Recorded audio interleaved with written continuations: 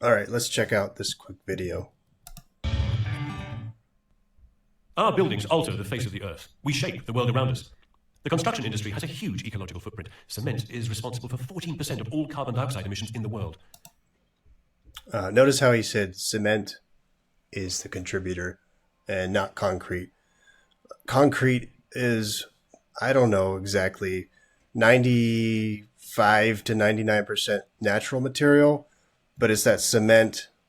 The cement is the binder in the concrete that binds it all together.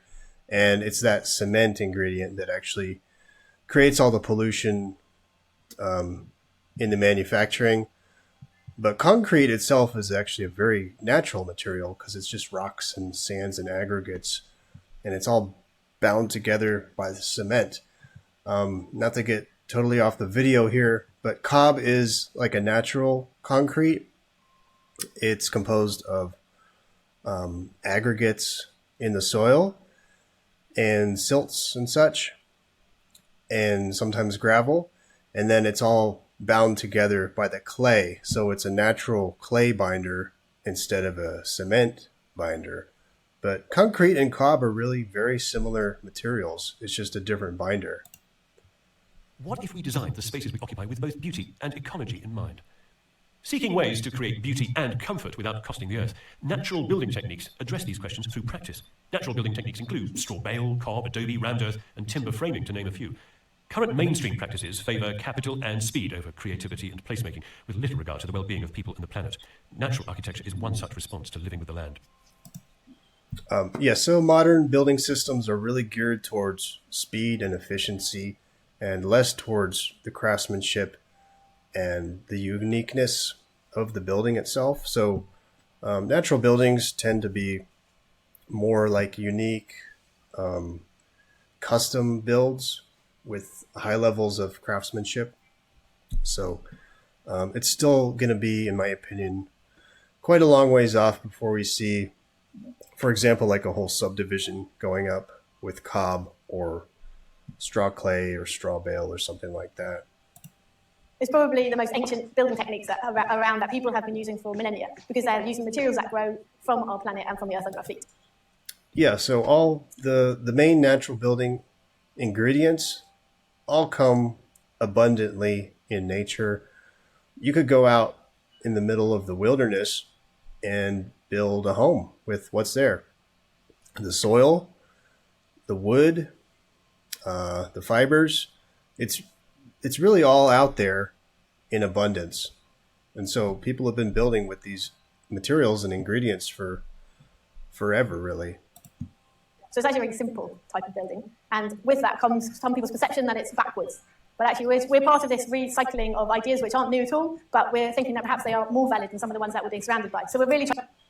And yeah, a lot of people look at, especially earthen building, as something backwards or something from the past that we've advanced forward and passed from. But this is actually not true.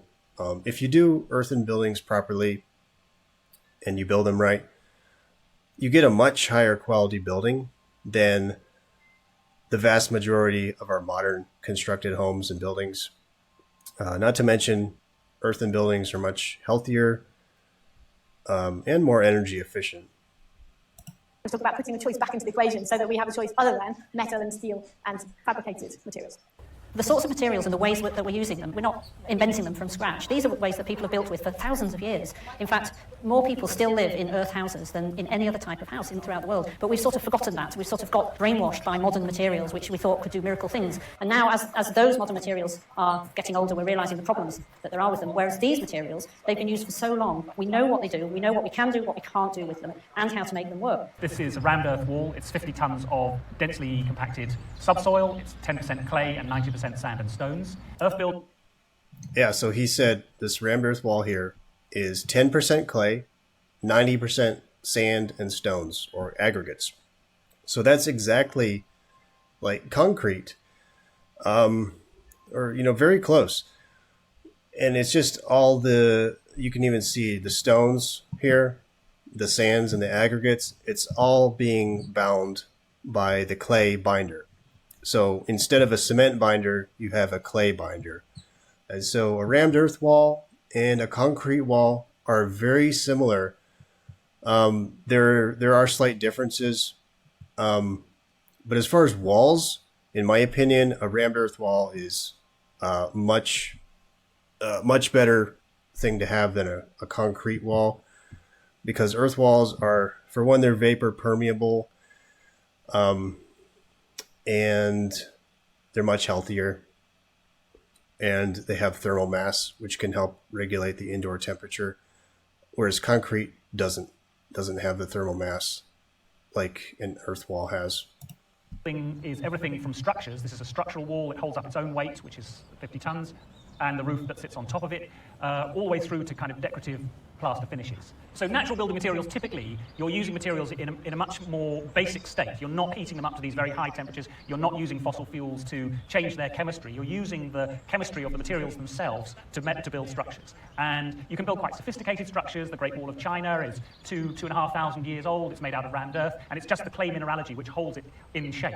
Mud architecture comes under many forms. Bricks and rammed earth is just some of them, and cob is a more fluid form of that, and comes in different countries. They have different styles of cob making. Well, cob is just sticky clay, which occurs naturally all over the planet in most places in the subsoil. So the clay sticks together aggregate, which is sand and minerals, which are also naturally occurring, which have arrived in that state over millennia, being ground down to tiny pieces by glaciers or natural processes. And then we use straw particularly, but people would have used bracken or any kind of fibrous material around to give that tensile strength, so that it was able to stay in one place and had some flexibility. Everybody has some idea about how to build with cob. Mud pies is usually the beginning, and then we just get more refined as we become older. I've been doing Strawbale building for 20 years or so, and I'm so excited about building with it, even now. And it's why I like it is because it's so easy and quick to build with. It's a monolithic thing. It's those bales that come out of the field, they're about 1 metre long, and they put them together like giant bricks.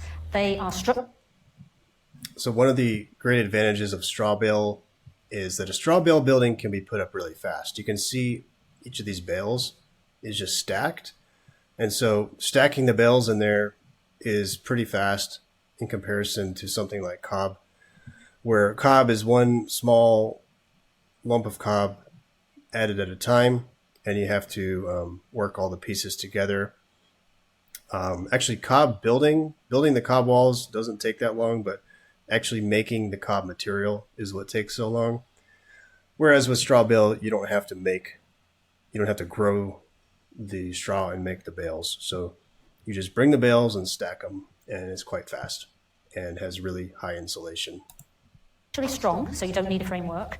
They're very insulating, so you get a U value when they're plastered of 0.11, and you can put natural plasters directly onto them, so lime on the outside generally and clay on the inside. They're just such a wonder to work with. The UK has got a wide range of different geologies, and that's led over our history people using a whole range of different families of earth structures. So making earth into bricks, making earth as monolithic walls, either with cob or with rammed earth, making timbered walls with plastered finishes or daubed finishes, as it's called. We've got a really rich history of building, and there's thousands, tens of thousands of earth buildings in this country. Buildings made from natural materials are very organic, and they're appealing to people. So you do get people drawn from all walks of life, and people want to be involved in it, and they create very beautiful buildings without a huge amount of professional skill, because they're very forgiving, these materials, so you can work with them until you get them right. It's not as if you've got half an hour and that's it, it's finished.